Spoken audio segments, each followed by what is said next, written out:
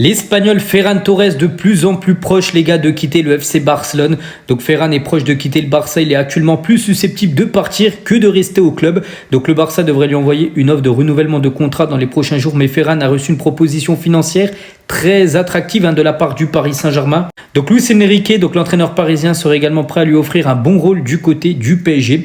Et le Barça considère maintenant qu'il sera très difficile de le convaincre de rester du côté du FC Barcelone. Le dossier de Ferran Torres est en train de s'enflammer. Ce qui semblait être une formalité pour le FC Barcelone devient de plus en plus compliqué. Restez avec moi, je vous explique tout. Jusqu'à présent, le FC Barcelone pensait que Ferran Torres allait rester au club. Mais l'entrée en liste du Paris Saint-Germain et pas mal d'autres clubs ont totalement changé la donne. Le FC Barcelone de son côté était très surpris de cette concurrence inattendue. Surtout que le Paris Saint-Germain a mis sur la table une offre très alléchante pour Ferran Torres et surtout un projet sportif qui ferait rêver n'importe quel autre joueur. Résultat, Ferran Torres commence à réfléchir très sérieusement à l'idée de rejoindre le Paris Saint-Germain. Lui qui avait refusé plusieurs fois de quitter le club, qui semblait être très fidèle au FC Barcelone, n'est plus du tout certain de rester au club. Surtout que d'après certaines sources, il s'est senti quelque peu trahi l'année dernière avec Hansi Flick, puisqu'il estime que Lewandowski a été titulaire à sa place, alors que pour sa part, il estimait jouer mieux que lui. Ça par contre, Ferran, je suis pas très sûr. En tout cas, actuellement, le Barça attend que le joueur se prononce, mais pour l'instant, son silence est vu comme un mauvais signe par le club, même si pour l'instant, le PSG n'a toujours pas contacté officiellement le club, puisque eux aussi attendent le feu vert du joueur. Après, c'est un secret pour personne, Ferran Torres attend le dossier Alvarez, et il le sait, il est loin d'être bouclé, et étant donné le départ de Lewandowski, le dossier Alvarez qui est au point mort, et ben il a toutes ses chances pour être titulaire l'année prochaine. À mon avis, tant que le dossier Alvarez n'est pas clôturé, Ferran Torres ne donnera son feu vert ni au PSG, ni au FC Barcelone. En tout cas, dites-moi vous ce que vous en pensez en commentaire, est-ce qu'il faut le vendre, est-ce qu'il faut le garder? Quant à moi, je vous dis à bientôt, et visca Barça. Les frérots, on a des infos concernant Ferran Torres au Paris Saint-Germain.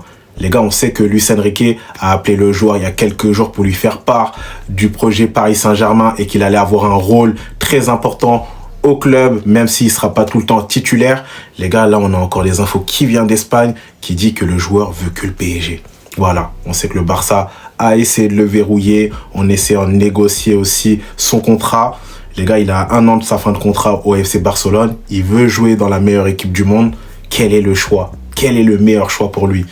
C'est venir au Paris Saint-Germain avec un coach qui connaît, qui l'a lancé en sélection, son ancien beau-père aussi parce qu'il sortait avec sa fille, ça faut pas l'oublier.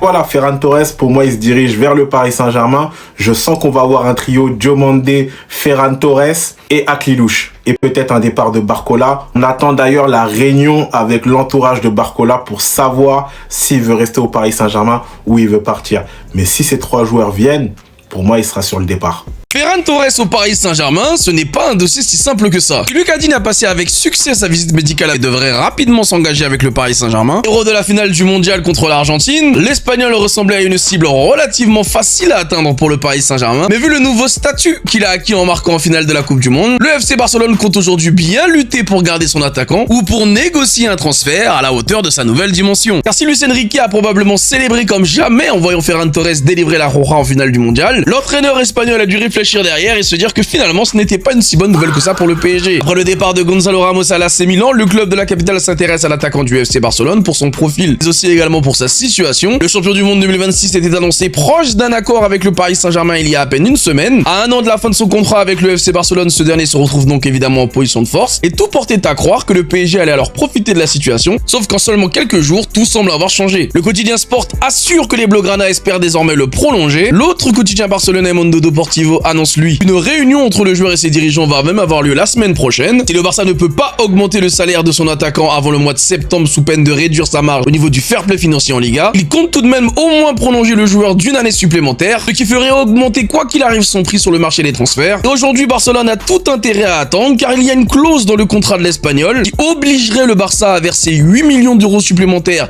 à Manchester City s'il le prolongeait avant le mois de septembre. Mais dans la situation, le Barça doit composer avec le fait que l'attaquant soit vexé par le manque de reconnaissance de ses supérieurs qui ne l'ont jamais vraiment considéré comme un potentiel successeur de Robert Lewandowski. Et la bonne nouvelle pour le Paris Saint-Germain, c'est que sa relation avec Luis Enrique est complètement fluide. Les deux se sont même déjà appelés, ont déjà discuté du rôle qu'il occupera et de la volonté de l'entraîneur du Paris Saint-Germain de le faire venir. En tout cas, à l'heure actuelle, le dossier semble s'être extrêmement compliqué alors qu'il semblait extrêmement fluide il y a encore quelques jours.